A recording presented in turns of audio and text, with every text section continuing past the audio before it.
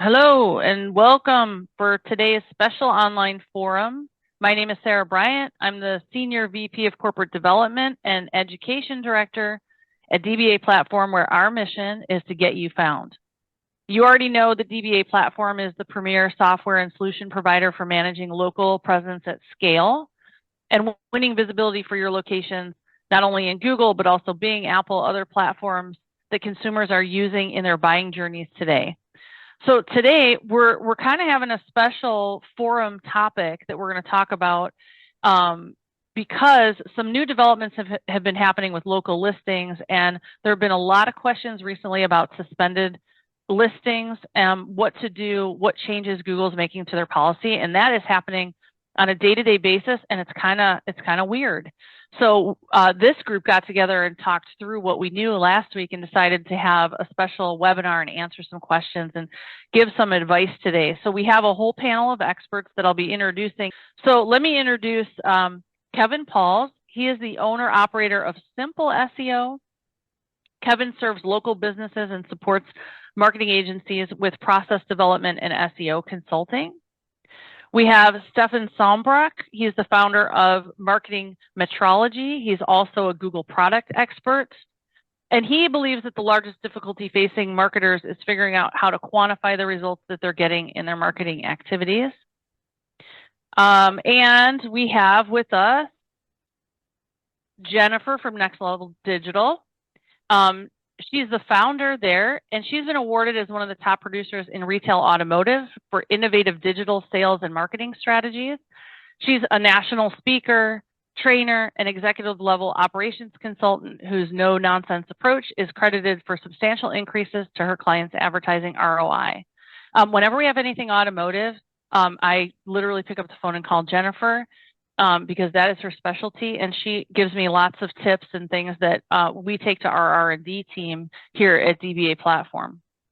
So I want to especially introduce our internal SEO expert, Jan Gilbert. He is one of the regulars on our webinar series, and he is a master of the local SEO universe. He was the creator of Local Falcon. If you guys use that, that's the original Google Maps grid tracking system that is widely revered as the go-to local SEO analysis tool. And Jan is also part of that exclusive Google Platinum product expert team over at Google. And again, my name is Sarah Bryant, and I'm your session concierge. I'm just sort of a fellow learner in the SEO world, and this team, helps me learn and understand all the things that are going on in local SEO. So Jan, I'll let you give us some updates on like just what is new in general for those of you who haven't gotten an update in a little while on the Google, Apple, Bing universe. Yeah, great. So yeah, we haven't had one of these webinars in a bit. Our CEO has been taking over the webinars a little bit, so there's a bunch to cover. And we'll go through a bunch of that stuff now. And then if you have questions along the way while I'm presenting all this beginning stuff, just of course put it in the Q&A and we'll get to it near the end of the webinar here. So I always talk about the new categories in your Google listing. These are super important. When Google rolls out a new category, we want to be ahead of our competitors and pick those when they apply. So there's been a bunch in this last, let's say, month and a half that are newer, that are relevant to local. So we have tile cleaning, boat cleaning, accounting service, copywriting service. We have grow shop, hearing assistant, earphone store. So those are all pretty relevant to local. We have a lesbian bar and cat cafe. I don't know if those two go together, but those are our new categories as well. And then we have a bunch of bugs. I like to say what's going on because it doesn't affect all the users, but when you get affected by it, you're like, what's going on? Is it me? Is it the system? There's always a couple things going wrong here. So there's still an issue about uploading images where it just won't let you upload images. And that also turns into like when you're trying to create a post and you're adding an image to a post, it won't let you create the post. Any other people, experts here, you can chime in if you have more details because I see it, but you guys might have specific clients that have these issues. So you might have tricks and things to go around. So just pop in if you need to add something. Hidden addresses sometimes are still showing. So you're supposed to hide your address as an SAB. And even when you do that, sometimes the address still shows, or a pin will still show on a map showing you where you are, and that's privacy concern. So that's rare, but it's still out there. There's it's called justification. So sometimes on your 3-pack, you'll see, I don't have a screenshot right now, but you'll see, it'll say like insurance is accepted. Sometimes it'll say Medicare and Medicaid accepted when you don't. So that's impacting some of the health services, where Google is saying that you accept it, and then the clients are getting calls and they're like, no, we don't. And then people get upset about that kind of thing. So there's an issue with there. Google is working on it, but it's still a problem where it's showing up and they can't fix it immediately. And then there's another, it's not a bug, but it's more of an issue where you'll see if you go to the attributes section and it'll say like online services or all these attributes that say yes or no. What happens is once it gets chosen, either yes or no, you can't deselect it. So either you have to say online services or it'll say no online services. And sometimes that attribute showing up or the justification showing up doesn't really make sense because there's lots of different choices, for language and for different kind of attributes like that. So take a look to see if some of those don't make sense.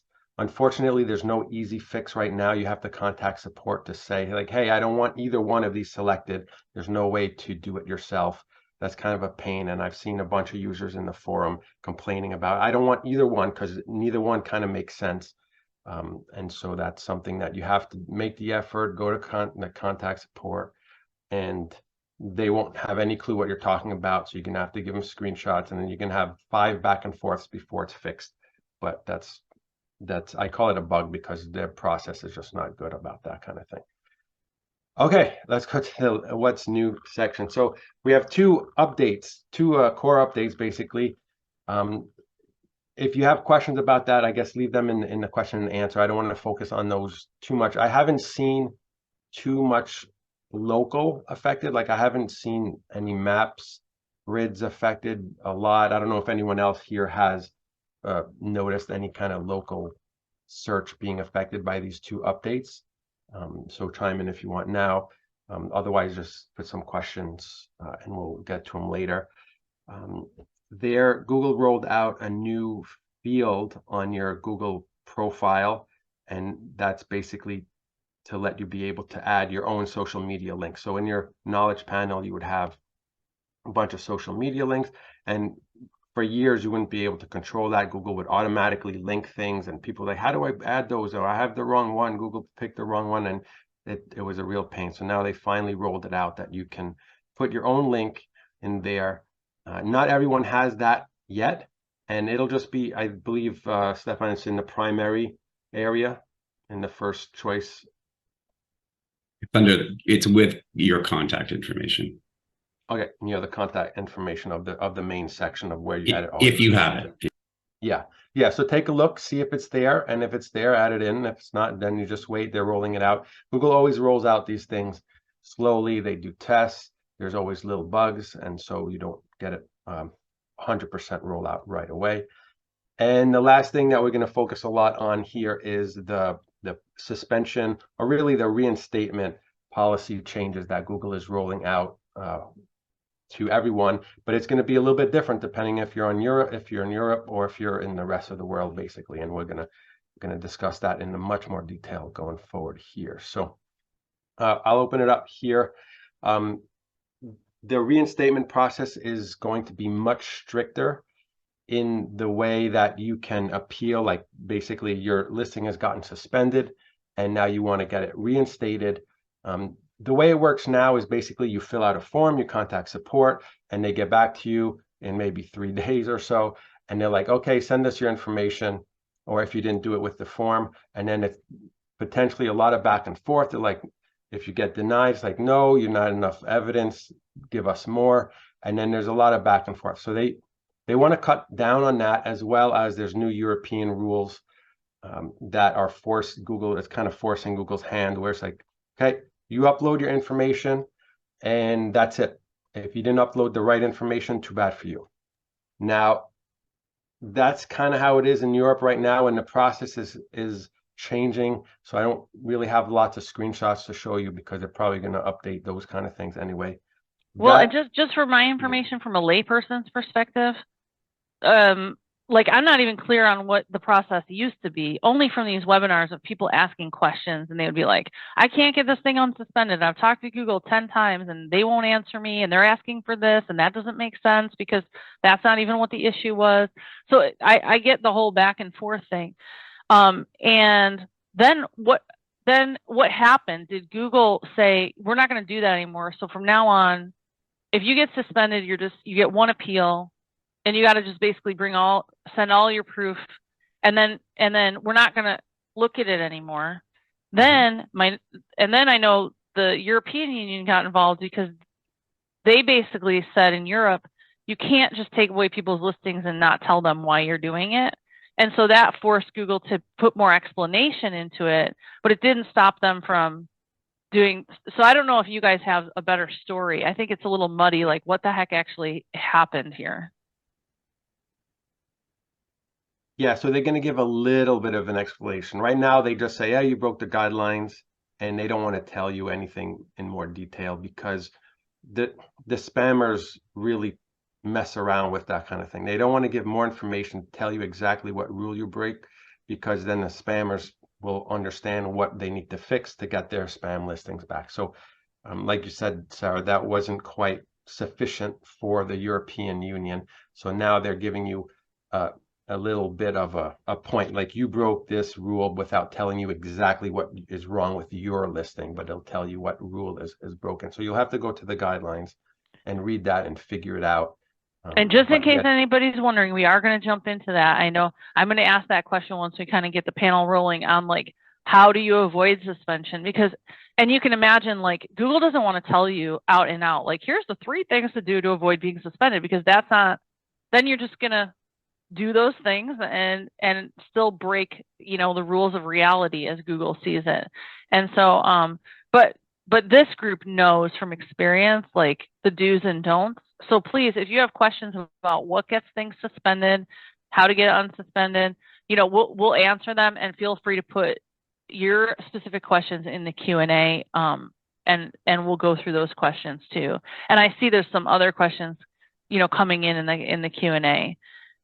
So where do you want to start with that big discussion of how is this going to change things, and what's the impact to this group that's on the webinar today about these changes in the reinstatement policy? Yeah, super. Yeah, I don't want to just talk, and there's a bunch of other people here. So go ahead and give us some information about your listings, if you have suspended listings in the people viewing here, and leave some comments and questions there. This is just a general policy. So in Europe, you have European listings. You're already impacted by this. They've rolled it out. They will roll this out to North America and the rest of the world soon. I think it'll be in the next month or so. It's, again, all this stuff is in process, because basically Google had to scramble because Europe changed the laws, and like, oh crap, now we got to change something. In Europe, just the last thing here, in Europe, if you get denied, there will be set up a third-party system to, like, evaluate. And so Google isn't the final arbiter, basically, where you can, I don't know if there's going to be a cost to that. We don't know yet, and it's not set up. But in Europe, you'll be able to go to a third party and say, hey, Google's not right. Here's my information. And then it'll kind of force them to look at it again. But that won't be happening in North America, right? Because there's no laws forcing Google to do that. So over here, once they roll it out, it's going to be what we're calling one and done. You have one chance. Your listing is suspended. You're filling out this thing. You better give everything possible. And that's what we'll go through now, because otherwise you're not getting your listing back. Doesn't matter if it's been there for years and it's 90% of your business, you will not get your listing back. So it's really scary from a owner point of view. So, well, and just a couple of things about that. one is that I heard from one of our internal sources, because we do help people with the suspension, that one of the side effects of Google not wanting to tell you, but having their one and done, kind of situation, is that they tell you to gather all your business substantiation, but they don't tell you what it is. And then you like submit your appeal, and they ask you for things, and you have like a time limit to submit them, and you don't even know what they are until they tell you. And then it's like, run, run, run. And we were talking last week about how crazy that is. Like, you're going to give me one chance to appeal. I appeal. And then you're going to say, okay, that'd be like going to the DMV to get your driver's license, and they don't tell you in advance what to bring. And then you get to the counter, and they just go, I need your birth certificate, your marriage license, the grade you got in high school biology, and what you had for dinner on March 3rd, 2012. You're like, I can give you 2 of those 4 things. That's kind of nuts. Right. So this is a screenshot of what we have so far. Is there's a 60-minute timer once you start the process. So once you go through and say, yeah, I want to appeal, you hit that button, there's a timer saying you have 1 hour to give us all your information. So if you haven't collected all that information, your business registry, whatever it is, images, videos, whatever you need to get, you have 1 hour to do that. So right now, again, the process is really not good for the business owner. So we want to talk about how to avoid getting suspended. And so I'll stop talking. I'll let other people go here. I have some common suspension reasons, but I'll let other people start going through what they think are the most important. Okay. Well, before I have some more questions too, but before I do, Stefan, Jennifer, Kevin, do you guys have anything that you're dying to say to put some context around this? I think avoiding is best practice, and I'm hoping that after today we will give folks at least a bit of a head start if they do have to go through that appeal process, to have everything ready before you start the clock. I think that's going to be the key if you do find yourself in that situation. Right. So if I hear what you're saying, it's like, number 1, avoid this problem. Number 2, be ready if it happens. And so Artie asked a question in the Q&A. These suspensions are controlled by violating guidelines, he's asking. And then he says, where are these listed so I can study them? Jennifer, what are your thoughts on that? How do you avoid it? Well, and that's the hard part. There are, of course, the best practices, but previously when they weren't telling you why you received the violation or details on what happened, makes it very hard to avoid it. I think when you just are making sure to do the right things right, and we're going to go over, I think that's going to be on the next slide, some things that are common triggers that you can avoid. So, but always going back to the Google support docs and trying to reread and study, and there's always updates there. It's always a little bit difficult. So I say lean on your resources like this to get to that short list of the do's and don'ts. Yeah. And so when we had this discussion last week, Sherry, who isn't here today, made a comment because we were talking about suspensions that happen for no reason. And the thing is, and now an anonymous attendee asked a question, have you run into suspensions that happen for no reason? I've had suspensions happen where I'm not breaking any policies. So I don't change anything before appealing. I send in the documents, and then I'm live again a few days later. That makes it seem like nothing was broken in the first place. So I want to address a couple of things. One is we do want to talk about today, how you get caught. Because Google is very much like the police on the highway. You may be speeding for a long time before you ever get pulled over, and you may go back out there and speed again and not get caught again. So it's like, how are you supposed to know, when you're breaking the rules, because they're not posting everything? And then, Sherry's comment was, if you get suspended, you're breaking a rule, and you just don't know it. And then we talked about some of I thought it was very interesting. And we talked about some of the things that people can do that they wouldn't even know. And I think maybe, Stefan, was it you that talked about, who was talking about somebody wearing a name tag in a YouTube video? Oh, well, yeah, that was That was you, something. Jennifer. Tell that one. Like the ways that you can get suspended are just like, ah. Well, so what we were talking about last week was the accounts, the Google accounts that are managing those profiles. So if you're an individual business and you have one Google account that manages your Google business profile and your YouTube channel and a lot of other Google properties, there is a possibility that a violation on one of the other properties can cause a suspension on the Google business profile if that is connected through that Google account. And I had shared, I mean, I've had client YouTube videos get flagged for information violation, privacy violations, because the name tag, the full name was visible on a name tag in a video. So I think that that's going to create some complexities, but to the point we really haven't had any insights into what was causing it. So shifting some basic blocking and tackling now that these appeals are going to be a lot more complicated will be very necessary. I'll add something to that to do with user accounts. For the longest time, if you've been dealing with a suspension and you get an email back from Google and it tells you that you're not eligible, your profile's not eligible, doesn't meet the guidelines, they're denying your request. The language basically says, you don't meet the guidelines, which sends users to this holy grail document with all of the rules for your business profile in it. But there's more to it than just that. And I think it's really important to understand that Google's language is a little bit misleading there. There can be elements, behavior related, that trigger a suspension that can prevent you from getting reinstated, that you can't see when you look at the guidelines and then go check your profile and make sure it's fully compliant. It might be fully compliant according to those rules, but there's some other behavioral issue that you can't see.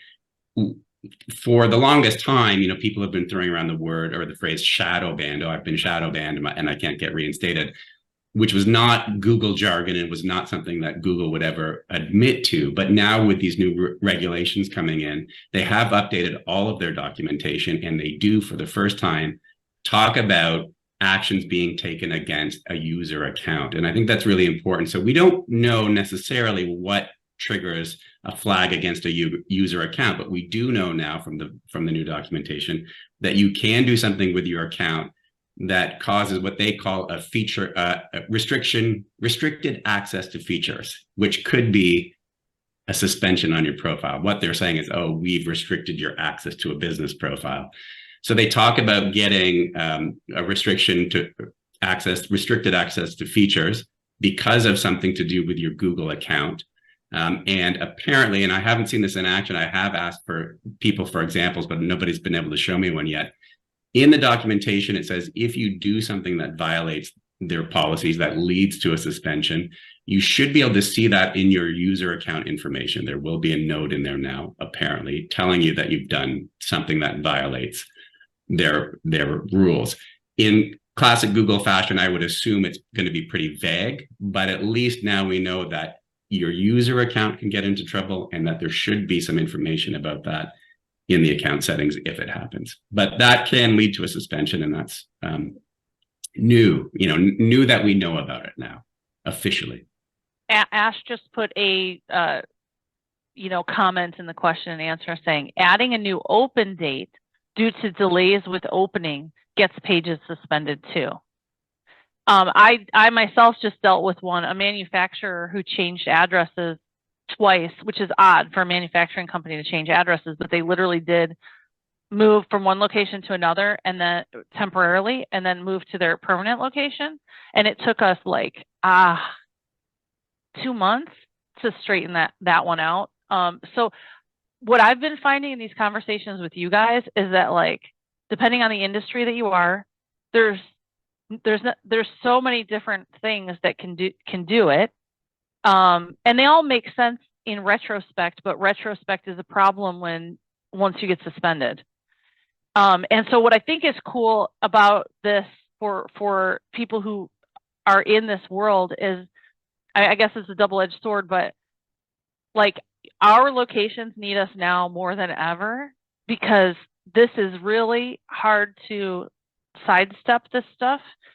And if you do it wrong, and this is the reason that the European Union is taking issue with Google. If your listing gets suspended, we now know that listings are more important really than websites in terms of promoting businesses online. And if Google decides your listing is suspended for good, you could be out of business. A lot of businesses now rely on people Googling and seeing that some inventory is in stock or whatever and going to a place. So it can really hurt a business. So this gets more and more important, and becoming an expert in what the changes are and what triggers these things and how to resolve them is like a more important function in marketing than ever before. So I guess that's good news if you work in this industry.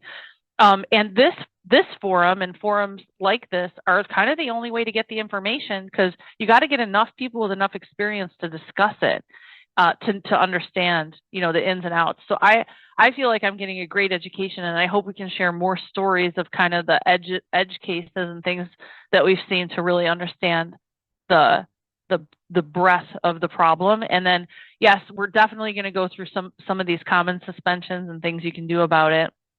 And I also wanted to add that when we send out the recording, we'll give you the links to the Google properties that Stefan was mentioning about Google describing it, so that you can kind of have a place to go. But that's vague. Google's pretty vague. And so it leads to a lot of questions. And I see a lot of those questions popping up here. Kevin, you haven't said anything, and I don't want to put you on the spot, but feel free to jump in. Yeah, one of the things that I've seen a lot in the product expert forum there, the support forum, is people as a sole proprietor. So they're not necessarily registered as a corporation, and they're trying to get reinstated. And the documentation that they provide that says, "Hey, I'm a sole proprietor. I'm registered, and I use a DBA as this name." Google's not taking that, which there's no other option for them for a business registry. And this is I'm seeing it mostly dealing with businesses in the UK and in the US. And so it's an interesting look at. Google has a specific set of documents that they're looking for. And to go, you don't have a corporate document, you're not a registered LLC, then you don't get this listing reinstated. So I've seen this a number of times, and it's not something that has gotten sorted out yet. So I don't know if somebody else has another comment on that, but I'm seeing just out of curiosity, what do you do with those? You have to start a new listing under the actual business name? I mean, what do you do? They can't. So it's either they start a new listing, or they're trying to confirm the legitimacy of their business, but the documentation that they can provide does not satisfy what Google's requiring, even though that's the only documentation available. So I think we're going to be running into a lot more of just this. If Google's not publishing, this is the list of documents that you have to provide, and we'll pick out of this list. If that's not open to the public, then it's going to be just massively detrimental to local businesses. Well, and we're learning as we go. I just did one with just being the go-between between the company and our technical people at DBA Platform, and they asked for specific things, utility bills. I forget. We had a list of 6 things, and that was enough for that particular one. So we're getting some experience. Like, Kevin has some, and Jennifer has some, and we're getting some experience to see what works and what doesn't work. But we're amassing a big list of what not to do. But I'm concerned that these what not to do's are people already did them. Like you just said, having a DBA, you can't get around that if you do business as another name. That's not something you can avoid. So, I'll throw in, that is a big problem. The 2 examples you gave earlier, somebody mentioned changing the opening date, which is a legitimate change, or Sarah, your example of a manufacturer moving twice. both reflections of reality, goes to what I was saying about those being behaviors. If you looked at those business profiles after they were suspended, there's nothing wrong in those profiles according to the guidelines. The new opening date is the new opening date. It doesn't break a rule. And the new address doesn't break a rule either, but it was the behavior of changing those things that led to the suspension. And so that is a real problem. You go in there, change with the best of intentions, update the information to be accurate, but it's a behavior that triggers a suspension, and that is a huge problem. I have a kind of specific question related to something we already talked about. And so an anonymous attendee asked, if they do suspend your account and have listed what the violation is, do they give you an amount of time to correct the mistake and then lift the suspension? So can one of you guys talk about the difference between the 60 minutes thing and the actual, like, making corrections before you try to get reinstated? Because those would be separate timeframes, really. I'll let Stefan, I think he knows a little bit more about the new process, but currently right now, and it hasn't changed yet. So if you fill out the form, send your stuff, and then it wasn't sufficient, they'll write you back, sorry, we can't reinstate your listing. And then you're like, oh, well, here's more things, right? Here's more documentation. And then you reply to that email, they'll look at it again. I haven't necessarily seen a limit. Like, you can reply a week, 2 weeks later to that same email, and usually they'll, they keep that ticket open basically for a good amount of time while you're collecting that information. If you let them, it's like, oh, okay, I'll get you more stuff. And then you email them a week later, they'll look at it again and unsuspend you if that's sufficient at that point. I don't know what's going to happen with the new thing. So the 60-minute is when there's a button where you hit you said, I'm ready to get unsuspended, and you hit that button, that's when that timer goes. So they don't want the back and forth with the email. Is basically like, just give us everything now, and that's it. You don't get any more back and forths. But I'll let Stefan talk more. I don't know a whole lot more about it than that, but I will say today, when you get suspended, it really is up to you to go initiate the process with the reinstatement form. So first of all, you can get your house in order before you go fill out the form, which gives you all the time in the world. And while you're suspended, while you're down. You can go into a suspended profile and edit it all you want. So you go in and you bring it up to meet the guidelines, and you can start preparing any documentation and go initiate that form when you're ready.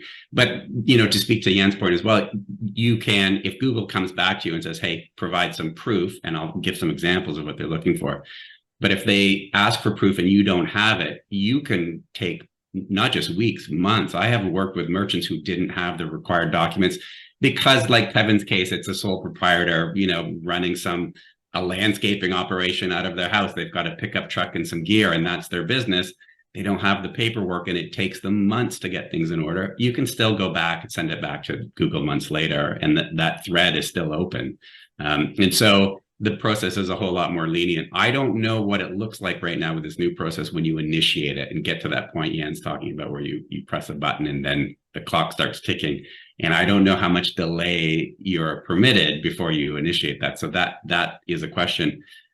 I will say this: if you go to the reinstatement form today, and I just opened one over here in another window, they do give you some guidance on what they're looking for in terms of documentation. I will say I've had cases where I gave them examples of all three pieces that they're looking for and didn't get reinstated. So they're like, as we've talked about, there's more to it than just being compliant or just providing the right documentation. There are lots of parts here. But on the reinstatement form, and I would wager that if they're looking for these documents today, they're going to be looking for the same documentation when the process changes. Same documents, just through a different pipeline.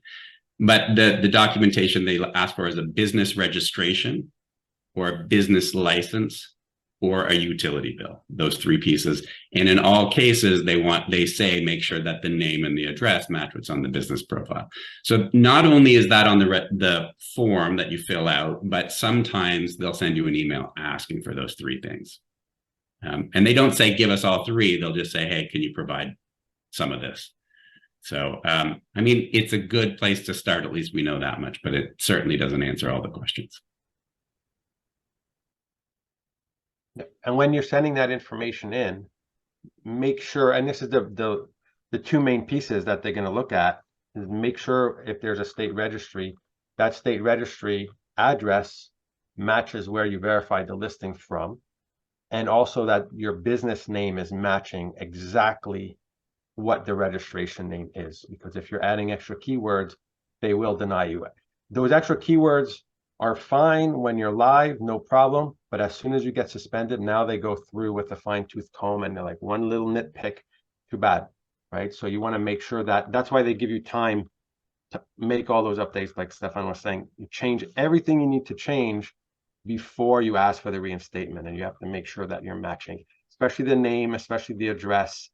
And there's a lot of other little things like the hours, making sure that they're not, 20 listed as 24 hours and things like that. So we have some really good specific questions in here that, like, one of them is about the hours, but I want to hit this one from Davey. I'm so curious to know the answers to all these things. He says, I've worked on 6 suspensions in the last 30 days. All were denied reinstatement, even with Secretary of State certification, tax certificate, utility bills, and photos with signage. Google account was not flagged, and there were no other Google properties that it was being used for. They still denied reinstatement. Based on our experience, there's something new in their process or requirements which we can't understand. And these 6 profiles were all video verified, one with live Google agent. Thoughts?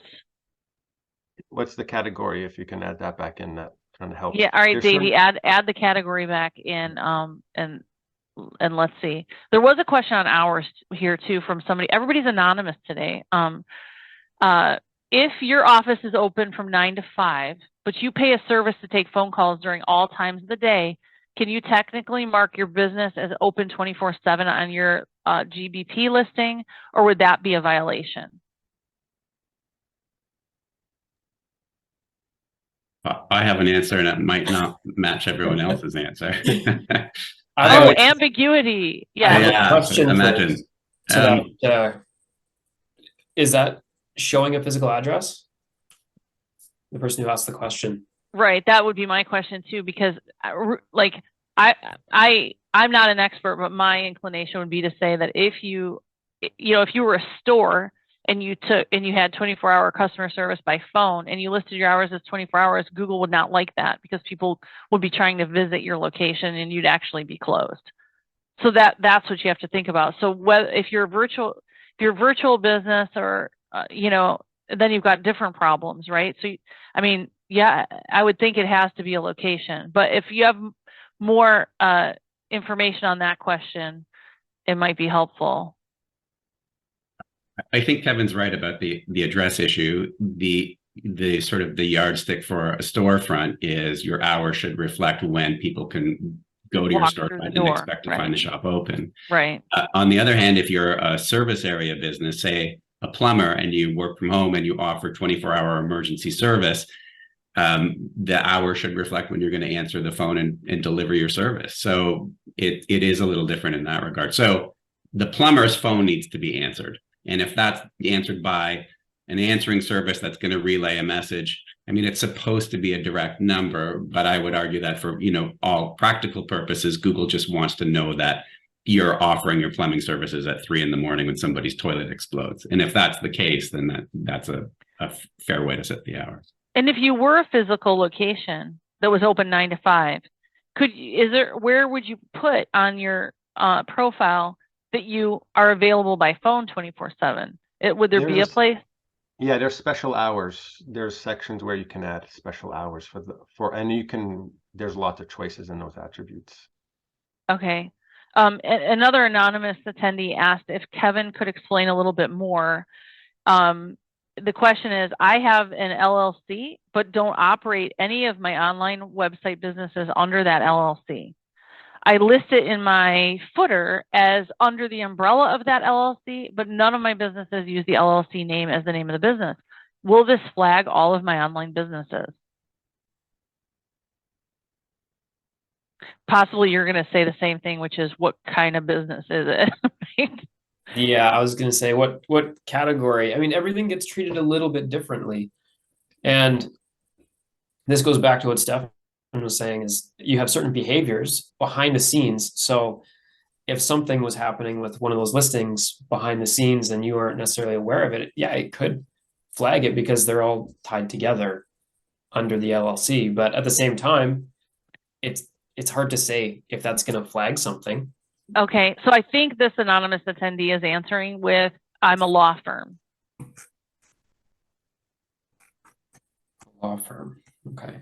A law firm with multiple, you know, businesses under the LLC.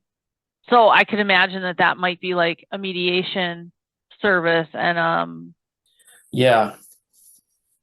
If see, I don't know. yeah, and that is 100% fair to say, because nobody knows. I mean, we know a lot, but it's like piecing this together is a huge jigsaw puzzle, and it's like, yeah, hard to say. If I like to go to worst case scenario, say they get suspended and Google wants verification and they want to do a video verification with looking at exterior signage, all that stuff, right? So if you go to the building and the signage does not reflect the same as what the business is registered as, then is that going to cause a problem? Because the signage might be under under the LLC for the whole business. Yeah. All right. So You know what I'm saying? yes, and as I keep reading the question and answer box, because everybody made themselves anonymous, this is really difficult because somebody jumps in and goes, "No, I'm not a law firm. I'm not a law firm. I'm a writer." So the previous question that we asked, that was a law firm. I'm a writer, and we have another one who answered that the business is affiliate marketing, freelance copywriting, and some similar. So that's probably the writer. So affiliate marketing, copywriting, all under one LLC, but different names to the services. Yeah, Yes, possibly. Yes, possibly. I would just warn, don't create a business profile for different services for the same business. You know, you might be a store that sells fishing equipment and running shoes. You don't create two profiles for your fishing store and your running shoe store. You're still one shop. So I would say you probably need somebody who knows this stuff really well to look at how you've got things set up, because there is then some exceptions for if you have different locations. You can have a location running under DBA number 1 with its own address and phone number, and you could have a location running under DBA number 2 with its own information. Those could be treated as two separate businesses. If maybe perhaps they're not two separate legal entities, but because you've got two locations and now you're entitled or potentially eligible for two business profiles. So I think there's a lot of detail that needs to be addressed to make sure that you're not. And again, this is why it's becoming more and more important. We can't just write a book of rules and go study this and you'll be okay. You really need somebody to talk to about these situations and go, what should I do? And then you got to have somebody who this is their expertise, who can look over your shoulder and say, everything is great and all the things you're asking about are fine, but this thing over here that you didn't think about, this you need to adjust. I've seen 7 people have this problem or whatever. Like, we're now at the point where, like, I'm just going to use a law example because we had a lawyer. You're not going to be able to defend yourself in court. You know what I mean? This is not, now it's getting too complicated. And I think the point of all this is to say it's getting to that point. Now it may straighten out again. I mean, Google may change their policy 9 months from now, but what we know about Google is that they're trying to police this stuff for the reason of making a good consumer experience and not letting spammers just steal traffic. And so we can assume that they're going to continue to do it. And sometimes people didn't know they were speeding, get caught in a speed trap. And that's what's happening. And so I think the complexity here is like, yeah, this is exactly what I kind of wanted to And what you said about writing a book of all the rules, that's what Google kind of has done. And that's the problem, is that you can't fit all these millions of different local businesses, all these scenarios. They don't fit in that box. The problem is when you're trying to get unsuspended is it goes to support, and support is offshore or whatever it is. They have a list, they have a box. So if your business doesn't fit in that box, you're going to have a tough time. So our job here is basically to say, like, let's kind of fit your parameters into the box that they like to see. That even though it may not, we're going to try to give you those, or whoever it is that you're consulting with is going to tell you what you're supposed to. And we only could do that by experience, because we can't be like, oh, look at the rules. The rules won't give you the fine details, and oh, I've tried it on here and it didn't work, but I tried it a different time with a little tweak here and then it worked, right? So that's unfortunately the experience, that it doesn't fit into a simple rule book in that sense. That's really the hard part for the, when you're getting suspended, is like, well, everything's good. Why can't I get it back? It's like, you're not fitting in the box for whatever reason. All right, and I'll just touch again on Davey, because he was the one with the 6 reinstatements, and we said, well, what were those in? And so he said the different businesses were tax attorney, sign shop, estate planning attorney, all 6 video verified 1 to 2 weeks before it got suspended. And then he comes back and says, in our experience, we manage roughly 200 clients with these profiles in different categories, but Google's been extremely inconsistent when it comes to reinstatement for a while now. And our theory is that it boils down to the luck of the draw, because we feel sometimes some kind of AI will deny, and then will be reviewed by a person. When you reappeal, in some cases, a person picks up your reinstatement, and some may be stricter than others and less lenient, more lenient. And at least that's how we feel. And Davey, I think everybody here would agree with that, but I'll ask the panel,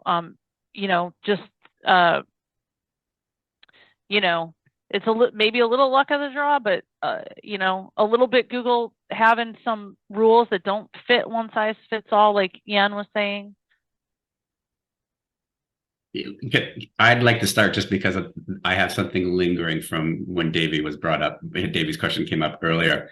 I read the document requirements from the reinstatement form, and I actually missed one that Davey mentioned, which was tax certificates. If they email you, I've never had them email and ask for a tax certificate. They ask for the 3 that I mentioned, which were business registration, license, or utility bill. But on the reinstatement form, it also says tax registration or tax certificate. So, and Davey mentioned that, so that's good to mention. What I wanted to say was that despite the fact that they have these documents listed here, they don't mention something that's actually totally required for a storefront, which is a photo of your signage. It is sort of a critical piece of the puzzle. If you don't have signage, you can't get reinstated, period. I mean, it is a firm requirement, yet it's not mentioned in this documentation. That's certainly not the case here, because Davey sounds like he knows what documents are required. So it's something else. I want to add something real quick for the signage, because I've seen it happen a lot where I've asked in the forum, give me signage. And then what they've done is they give me a picture of like a super close up part of their sign. And then you have to tell them, well, that's not sufficient. So basically what's going to happen is support is going to go on Street View and look at that building, and that Street View is out of date. So now your stuff isn't there yet. You have to zoom out, go back, take a picture. You have to show the signage on the building, so that they can see where it is. And then if it's not legible yet, go a little bit closer, take another picture. So now someone on support can look at Street View and say, okay, yeah, they're at the place that this address says they are. And now it confirms the sign. Because if you zoom in to a directory board or just a sign on the door that says room 101, they don't know what building that's in. They have no idea. So the images have to be right. So now you have to build. Now you have to build the Street View journey, right, from what the Google Street View is to the sign, and show them that it's there. That's really useful. Jennifer, especially if you're in a big office space. I mean, that's right. That's and if that signage isn't there from the Street View, then they're left going maybe not, and then then that's where you're getting like the luck of the draw. Jennifer, there's a question specifically for auto dealers, and this one comes up a lot, and it's I know it's an easy one, but but it's really important because it illustrates how every industry is different. Because Stefan just said, do not make separate profiles for your businesses if they're all under one umbrella. But Unless you're an Bert auto. asked, well, what if you're an auto dealer? Should you create a separate GBP profile for the same business, meaning sales, service, collision, parts, rental? You are allowed to. And I tell my clients, if Google is going to give you some place to talk about your business and is going to let you do it, you should do it. There's a lot of benefits to that as far as categories and how you're going to come up. And especially, I think, when we are looking at some of the other components as far as reviews and things like that goes, it can get a little bit complicated because you may have one reputation management company that you work with, but now you have 3 or 4 separate profiles. But this ties into the signage conversation that we were just having for all businesses. It is something unique to the automotive dealership space that you have separate signage on the building for each of these departments. And Google does recognize that those are separate business units. So you definitely can. And I think that you should. It's a lot more work. You've got more profiles to manage, but it allows you to keep your categories clean.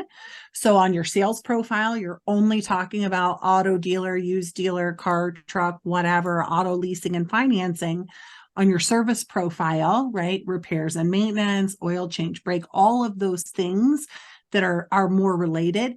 Parts gets a little bit complicated in my opinion, because the number one customer of a parts department is the service department, but we do counter sales and walk-up sales. And there are some stores that have a good e-commerce presence for their parts departments, but I think that one is the trickiest as far as having a robust profile. But can you? Yes. Should you? I believe so. It just gets a little bit more complicated to make sure that you're using all the space when it comes to that parts and service and separating out a few things. And how about nesting? When you say one listing is a department of the other, does that affect the visibility as well?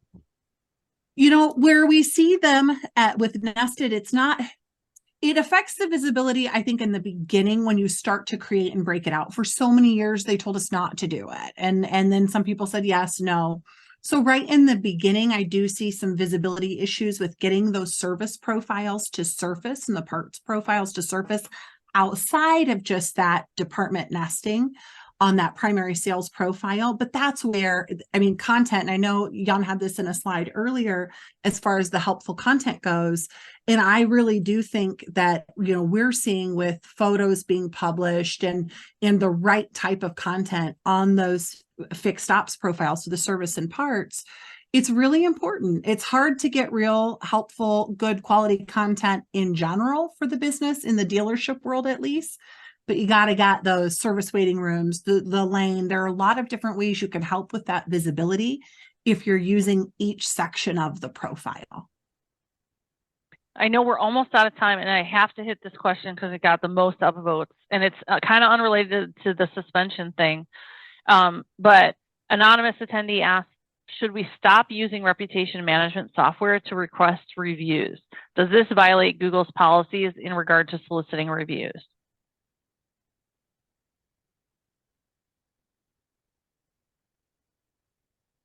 It depends on the company. I would say it doesn't violate rules. You can solicit reviews using the tool if you want that sends out emails or texts. Some software will gate, which means, it'll send out a message saying, did you have a good experience or a bad experience? And then when the user makes a choice, if they say, hey, it was a good experience, then they get another message that says, hey, please review us on Google. And if they say they had a bad experience, they get a follow-up message saying, hey, please contact us so we can sort this out. That's called gating, and that's expressly prohibited. So if your software has that feature, don't use it. If you get caught gating, you'll lose your reviews. Yeah, but otherwise, I don't think there's a problem. I don't know about the rest of it. I was going to say in auto, that is probably the most common. That's why I was just kind of like, oh, do I go ahead and open that can of worms with a lot of these reputation management companies? And it's really hard because the manufacturers are requiring that the dealerships use it. So it's not up to the business whether or not they use it. And a lot of it does not. fall within the review request guidelines that were given. So it gets a little tricky. And I think the big thing to remember here is that if you do a violation, it's not like you get shut off and you get that immediate feedback. You could run with the wrong stuff for quite some time and not realize you're in violation of anything, and then get picked up just like a police radar, and you get pulled over, and it's like, I wasn't doing anything wrong. Oh, didn't you know the rules of the road are, sorry, we're writing you a ticket because you violated something in this category. But what?